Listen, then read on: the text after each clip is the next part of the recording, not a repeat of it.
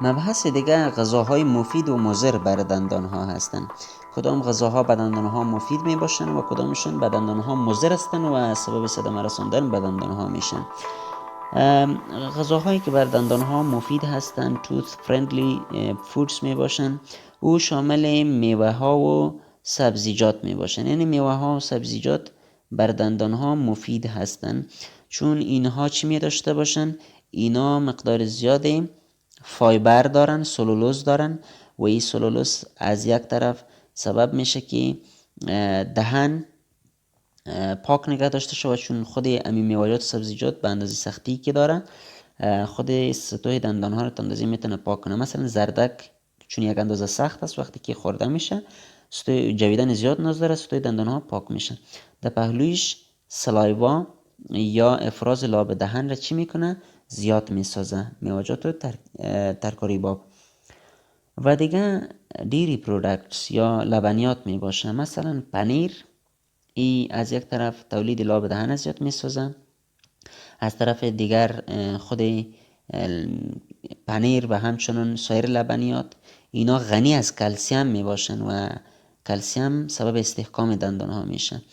دیگه چای هست، اما چای باید کمتر مصرف شود، زیاد مصرف نشه. اگر زیاد مصرف شود میتونه به دندان ها مضر باشه، چون میگه ای پولیفینول داره خود چای، میتونه که همو باکتریا هایی که در جوف دهن وجود دارن و مضر می باشن و سبب به وجود آمدن کریس دندان میشن، با اونها مقابله کنه و اونها را از بین ببره.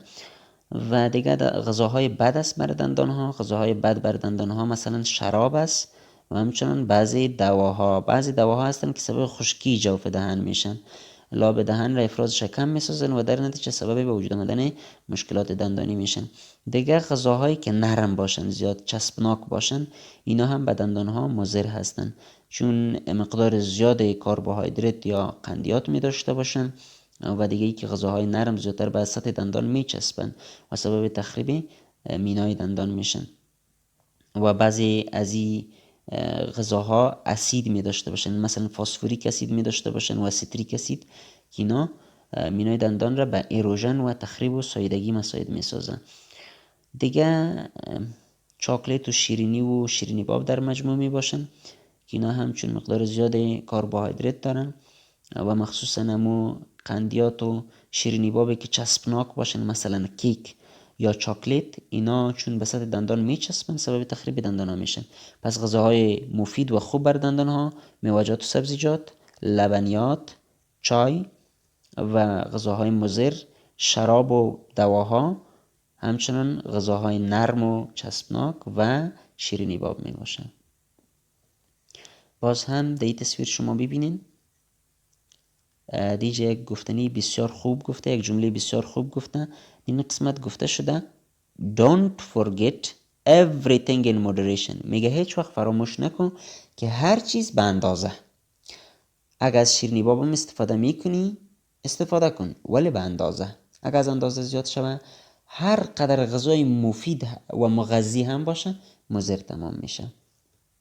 خب دیجا غذاهای را نشون میده که بر دندان ها مفید هستن، مثلا پنیر هست، شیر است، آب می باشه، همچنان میوه‌جات مثل سیب و کیله، تخم مرغ هست و همچنان زردک می باشه.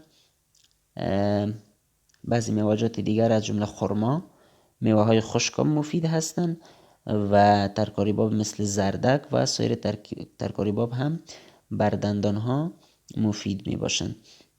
و بعضی غذاهایی که بر دندان ها مضر هستند، مثلا بیسکیت، اکثرا غذاهای پروسس شده، بیسکیت مقدار زیاد کربوهیدرات می داشته باشه، مثلا لیز یا مو پاپر که میگن، مثلا جوس های میوه‌جات که اکثرا زیاد شیرین می باشن و جوس هایی که زیادتر ترش می باشن، مثلا جوس لیمو یا نارنج، اینا هم میتونن به دندان ها مضر باشن. مثلا شیرینی باب، ساجقی که مقدار زیاد کربوهیدرات داشته باشه، این شوگر فری نباشه، این هم مضر هست. و کلچباب، همچنان کیک و سایر مواد غذایی که مقدار زیاد کربوهیدرات دارن.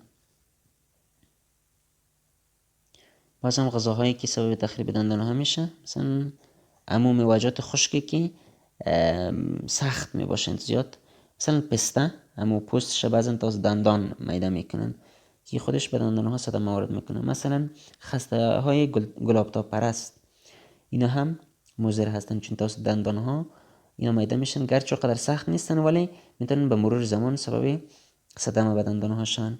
همچنان قهوه اگر مقدار زیادش استفاده شوه این هم به دندان ها مضر هست. و دیگه چی به دندان ها مضر است؟ دیگه غذاهای و نوشیدنی های که الکل داشته باشن. همچنان قندیات، شیرینی باب مضر هستن. همون شیرینی باب و مواد غذایی که چسبناک باشه. خود نان خشک چون مقدار زیاد کربوهیدرات داره، البته از جمله پلیساکاراید ها می داشته باشه، نشایسته داره، این هم خودش میتونه که اگه مقدار زیاد استفاده شوه سبب وجود آمدن کریس دندان شوه، چون کربوهیدرات داره. و شما اگر در کشورهای پیشرفته متوجه شده باشین زیادتر از نان خشک استفاده نمیکنن. دیگه غذاهای چسبناک و نرم مثل چپس و انواع مختلفی غذاهای پروسس شده مثل بیسکیت و پاپر و غیره. همچنان میوه‌جات و جوس های میوه و جوس های بعضی ترکاری‌ها مثل نارنج و لیمو اینا هم مضر هستن. و بالاخره نوشیدنی هایی که شیرین هستن و اسیدی می باشن، کربونیتد یا گازدار می باشن، اینا هم مضر هستن. یک توصیه بسیار مفید که باید دندان ها به صورت روزمره بعد از هر وعده غذایی برش شوند و اگر ما این را عادت خود بسازیم بسیار با آسانی میتونیم که این عمل اجرا کنیم و حتی بدون مصرف انرژی و با مصرف بسیار اندک انرژی ما میتونیم که کار انجام بدیم. قدرت عادت بسیار زیاد است و اگر ما این کار عادت خود بسازیم از دندان های خود محافظت میکنیم و در مجموع از تمام صحت عمومی خود محافظت میکنیم، چون صحت دهن و دندان برابر به صحت تمام عضویت است و سبب صحتمندی تمام عضویت، تمام سیستم های عضویت میشه. در پهلوی برس کردن دندان، فلاس یا نخ کردن دندان هم فراموشتون نشود. جهان سپاس از توجهتان، انشالله که بحث ها مفید تمام شده باشن. تا لکچر بعدی شما را به الله سبحانه و تعالی میسپارم. کامیاب و سرفراز و سربلند باشین.